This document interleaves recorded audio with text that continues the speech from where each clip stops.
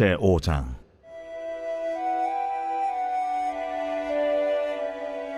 요단 서쪽의 아모리 사람의 모든 왕들과 해변의 가나안 사람의 모든 왕들이 여호와께서 요단물을 이스라엘 자손들 앞에서 말리시고 우리를 건너게 하셨음을 듣고 마음이 녹았고 이스라엘 자손들 때문에 정신을 잃었더라.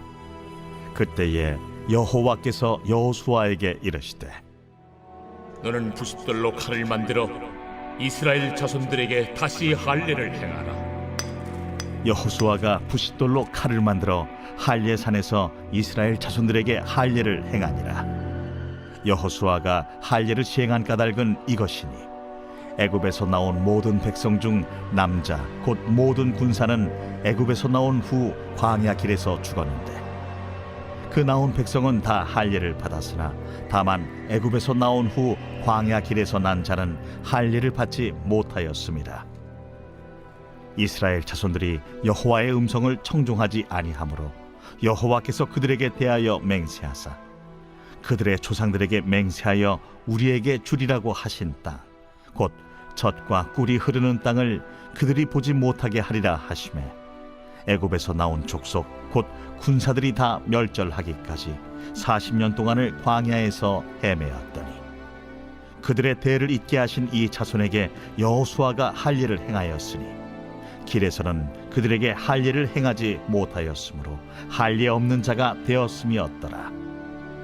또 그 모든 백성에게 할례 행하기를 마치매 백성이 진중 각 처소에 머물며 낫기를 기다릴 때에 여호와께서 여호수아에게 이르시되 내가 오늘 애굽의 수치를 너희에게서 떠나가게 하였다 하셨으므로 그곳 이름을 오늘까지 길갈이라 하느니라.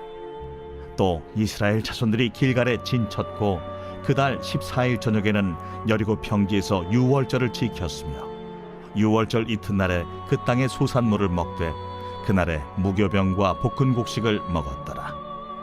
또 그 땅의 소산물을 먹은 다음 날에 만나가 그쳤으니 이스라엘 사람들이 다시는 만나를 얻지 못하였고 그 해에 가나안 땅의 소출을 먹었더라.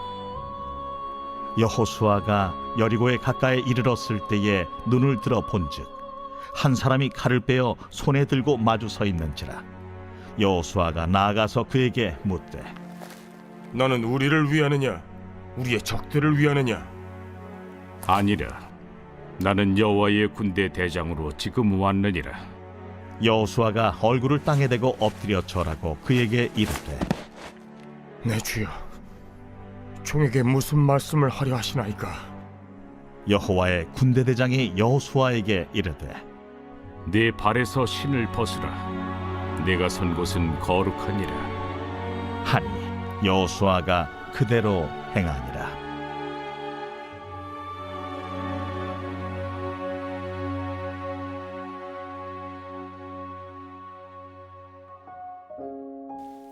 새벽 영성 기도의 시간입니다. 오늘 본문인 여호수아 5장은 이스라엘이 요단강을 건넌 후에 하나님의 명령을 따라 길갈에서 할례를 행하고 유월절을 지키는 내용이 나옵니다.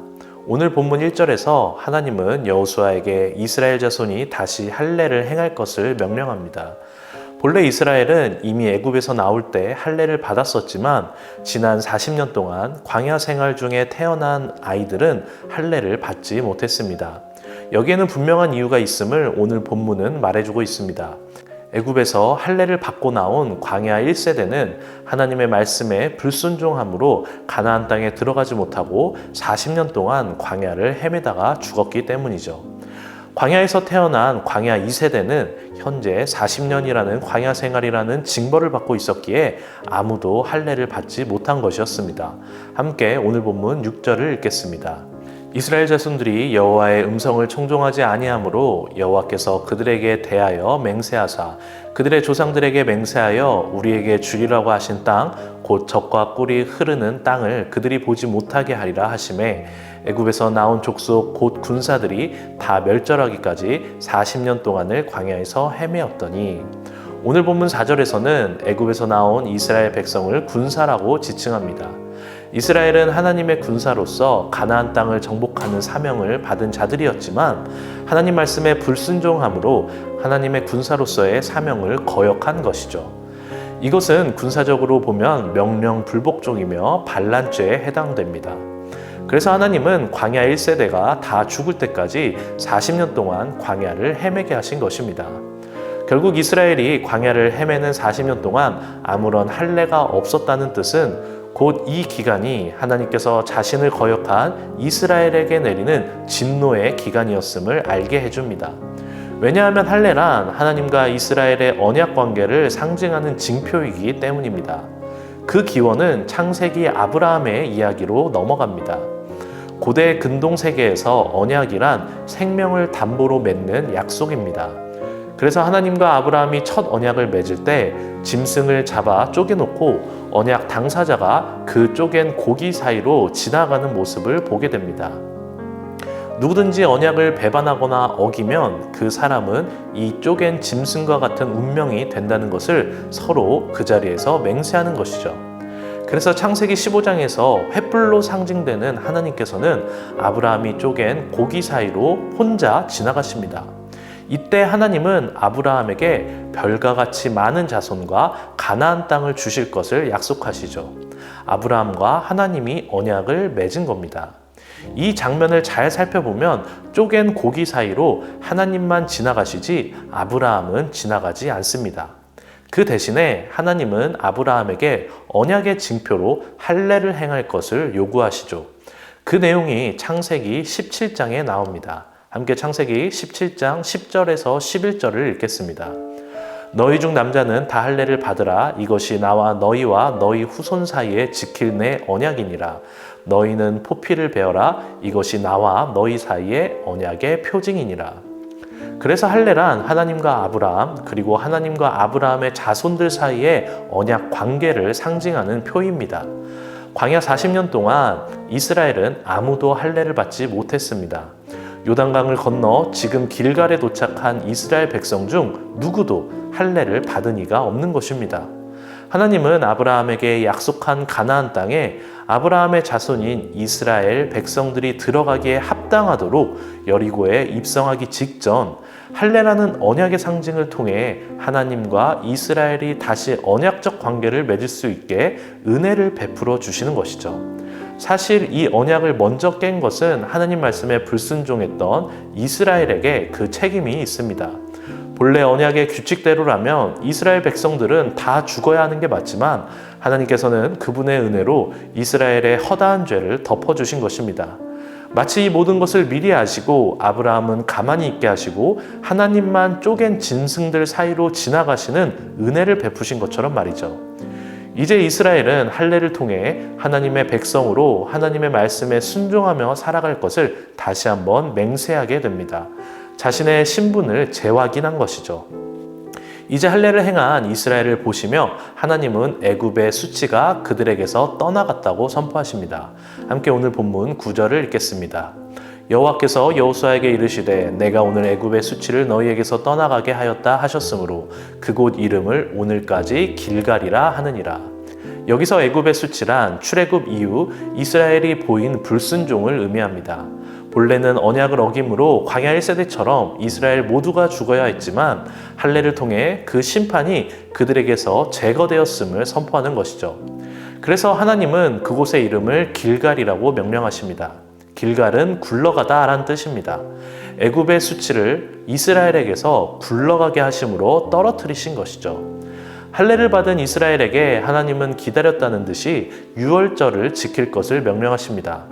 이제 할례를 통해 모든 수치가 다 제거되어 하나님의 백성이 된 이스라엘은 하나님의 진정한 백성이 되었고 그렇기 때문에 절기를 지킬 수 있는 자격을 얻게 된 것입니다. 그 첫 번째가 바로 유월절인 것이죠. 그래서 오늘 본문 10절부터는 할례를 받은 이스라엘 백성들이 지키는 유월절의 내용이 나옵니다. 오늘 우리가 살펴본 여호수아서는 할례를 통해 하나님과 관계를 맺는 언약 백성이 될 수 있었습니다. 그러나 예수님의 십자가 사건 이후로 할례는 무의미해졌습니다. 왜냐하면 이제 하나님과 관계를 맺는 언약 백성은 오직 예수 그리스도의 피로만 가능하기 때문입니다. 함께 에베소서 2장 13절과 14절을 읽겠습니다. 이제는 전에 멀리 있던 너희가 그리스도 예수 안에서 그리스도의 피로 가까워졌느니라. 그는 우리의 화평이신지라 둘로 하나를 만드사 원수된 것 곧 중간에 막힌 담을 자기 육체로 허시고. 죄로 인해 깨졌던 하나님과의 관계가 다시 회복되기 위해 필요한 것은 오직 예수 그리스도임을 성경은 말해줍니다. 사랑하는 성도 여러분, 이제 우리에게는 구약의 할례가 필요하지 않습니다. 하나님의 백성이 되기 위해 우리에게 필요한 것은 더 이상 무엇을 했는가, 무엇을 지켰는가가 아닙니다. 죄로 인해 하나님과의 막혔던 담이 허물어지고 구원받아 하나님의 백성이 될 수 있는 비결은 오직 2000년 전 이 땅에 오셔서 나를 위해 죽기까지 사랑하셨던 예수 그리스도의 십자가의 보혈을 의지하는 것밖에 없습니다. 그래서 성경은 분명하게 이렇게 말합니다. 사도행전 4장 12절입니다. 다른 이로서는 구원을 받을 수 없나니 천하 사람 중에 구원을 받을 만한 다른 이름을 우리에게 주신 일이 없음이라 하였더라. 사랑하는 성도 여러분, 오늘 기도의 자리 가운데 나를 위해 죽으심으로 하나님과의 막힌 담을 허물어 주신 예수님의 한량없는 사랑을 풍성히 경험하는 저와 여러분이 되기를 원합니다. 불순종의 죄를 범했음에도 포기하지 않으시고 이스라엘 백성들을 은혜로 다시 받아주신 하나님은 동일하게 죽을 수밖에 없는 우리를 구원하시기 위해 하나밖에 없는 아들 예수님을 희생하셨습니다. 그 사랑과 은혜를 충만히 경험하는 오늘 기도의 자리가 되기를 간절히 소망합니다. 오늘 공동기도 제목은 교회를 위한 기도입니다. 교회의 부흥과 영적 회복을 위해서 이 땅의 교회가 복음으로 돌아갈 수 있도록 선교와 전도의 문이 활짝 열리도록 함께 기도해 주시기 바라겠습니다. 기도하겠습니다. 나를 위해 하늘 보좌를 버리시고 죽기까지 사랑하신 예수님의 사랑에 충만히 거하기 원합니다. 하나밖에 없는 독생자를 나를 위해 이 땅에 보내신 하나님 아버지의 은혜에 깊이 젖어 들어가기 원합니다. 주여, 죄인으로 살아가며 죽을 수밖에 없었던 우리를 보듬어 주시고 구원해 주신 주님께 감사와 영광을 올려드립니다. 날마다 십자가를 가슴에 품고 살아가게 하여 주시옵소서.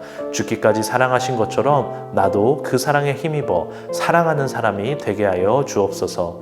특별히 오늘은 교회를 위해 기도합니다. 이 땅의 교회를 붙잡아 주시고 부흥케 하여 주시옵소서. 선교와 전도의 문이 활짝 열려 모든 사람들이 복음으로 말미암아 구원받는 귀한 역사가 일어나게 하여 주옵소서. 특별히 우리 일산 신광교회를 기억하셔서 부흥의 역사가 일어나기 소망합니다. 오직 복음으로 우뚝 선 교회가 되게 하여 주시옵소서. 성령의 기름을 부어주셔서 오직 주님의 은혜를 사모하고 주님만으로 만족하는 교회가 되게 하여 주옵소서. 담임 목사님을 위해 기도합니다. 담임 목사님 영육간에 강건하게 하시고 그 가정이 평안케 하여 주시며 성령의 기름을 부어주셔서 날마다 주님과 동행하게 하여 주시옵소서. 선포되는 말씀마다 역사해 주셔서 복음의 능력이 나타나게 하여 주시옵소서. 특별히 아픔 가운데 있는 성도님들 보살펴 주시옵소서. 암 투명 가운데 있고 몸과 마음의 질병으로 고통받고 있는 주의 자녀들에게 치유의 영을 허락해 주셔서 속히 나음받고 치유될 수 있도록 힘과 능력을 더하여 주시옵소서. 이 새벽 주님께 나와 기도드리는 주님의 자녀를 기억하시고 모든 기도의 제목마다 주님께서 역사하여 주시옵소서. 감사하며 모든 말씀 예수님의 이름으로 기도합니다. 아멘.